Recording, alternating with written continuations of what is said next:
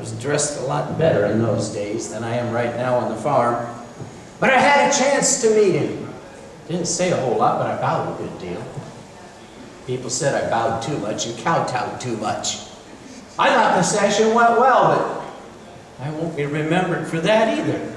Because anything we talked about, nothing got done. Neither the English nor the Americans honored the treaty that had been negotiated earlier. And even though I negotiated the terms that expanded America's borders in the West and got us double our land, I'm the one who negotiated the fishing rights for New England fishermen. I'm the one who negotiated the rights for Americans and the British, both to continue to collect the debts that were owed them during the war. Abigail, I won't be remembered for a single bit of it. Then they asked me to run for president because Washington from the South, and they felt they needed a Northern candidate. I was that Northern candidate. But the way the Electoral College was set up, the one with the most votes got to be president. The one with the second most votes got to be the vice president. Well, that was me. And the way that our government was set up, and I had argued for the separation of powers. And according to the way that our government was drawn up, my duties as vice president were clear. I was supposed to go ahead and sit in the Senate, and I was supposed to vote in case of a tie. And although George was kind enough to go ahead and invite me to many functions, and Abigail, you and I went to some, we didn't stay that close to Washington because the way that I understood the rules, and I've always followed the rules, the way I understood it, I wasn't part of the executive branch. And yet, the senators, after a while, made it perfectly clear they didn't want me as part of the legislative branch either. They wanted me to remain quiet and keep all of my opinions to myself. Vice President, the biggest do-nothing job I've ever had in my life. I certainly won't be remembered for it the first time or the second. I did a lot of writing. Didn't do a lot of talking. You did get a lot of letters from me during that second term, Abigail. But I won't be remembered for it. Then when George Washington decided he wasn't going to serve that other term, I was asked if I'd allow my name to be put forth. Well, I was glad to. I felt now it's my turn. It's my turn. I can step up and I can be remembered and I can do something for this country. But the first thing that we had to do was we were in the middle of a great big conflict. England on one side was creating hostilities towards us, France on the other side. We had Hamilton who wanted to go ahead and wanted me to join England against France. We had Jefferson on the other side, wanted me to join France against England. And had we joined either side, our country would have been totally destroyed. We had to remain neutral. We had to remain at peace. And people, they love war. They love to fight.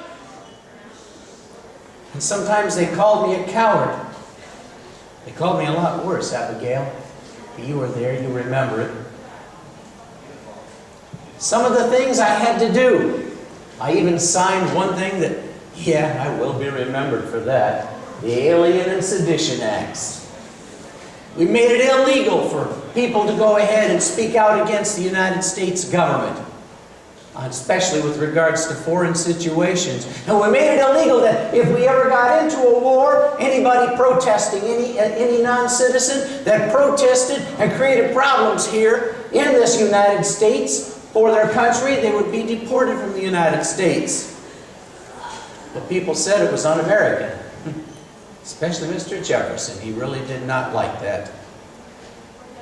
He says that some of the things that he said were supposed to remain in private. But you know that a lot of them got out and they were printed. And they made me look worse yet. So bad that when it came time for the second election, I lost that election. It wasn't even close. But we did get the peace. But the word for the peace, John Jay sent word back that a successful peace with France had been negotiated, but too late to affect the election. The votes were already in. So I surely won't be remembered as a two-time president. You know, I thought my work as president was all done. Mr. Jefferson sure didn't act like he'd be leaving me. Matter of fact, I didn't think I'd be wanted around Washington, so I went right back to the farm, and I wasn't even there for the inauguration. And then people criticized me for that. Probably will remember that. But you know, I've always tried to do what was right by this nation. If people could remember that I helped with writing the Declaration by appointing Thomas Jefferson, and that I gave him a lot of his ideas, if they could remember that I helped raise our first army and appointed its first leader, if they could remember that I did help negotiate the treaty with France that brought us the help to end our war for independence, if they could remember that I helped to stay at peace, then I'd be happy. But you know, when you're sandwiched between George Washington and Thomas Jefferson, I don't know if I'll ever be remembered for anything except for, I think he was the second president. And he did something with some crazy laws that Jefferson repealed. Abigail, I'll be joining you before long. But you know, we're a free country. We've been free, we'll remain free. And I hope, Abigail, that we will always be ruled by someone who is wise and has a heart that will love the people of this country. And Abigail, if that happens, whether I'm remembered or not, my time working for this country will be a success. Sometimes, I still think, though, that I would have been a lot happier as a farmer or as a shoemaker. I'll see you soon, Abigail.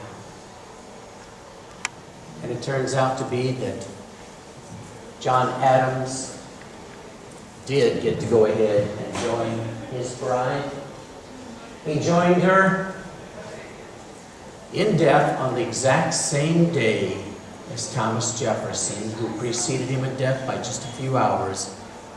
Both of the men who helped create our country and write the Declaration of Independence, the Constitution, our second and third presidents of the United States died on July 4th, just a few hours apart.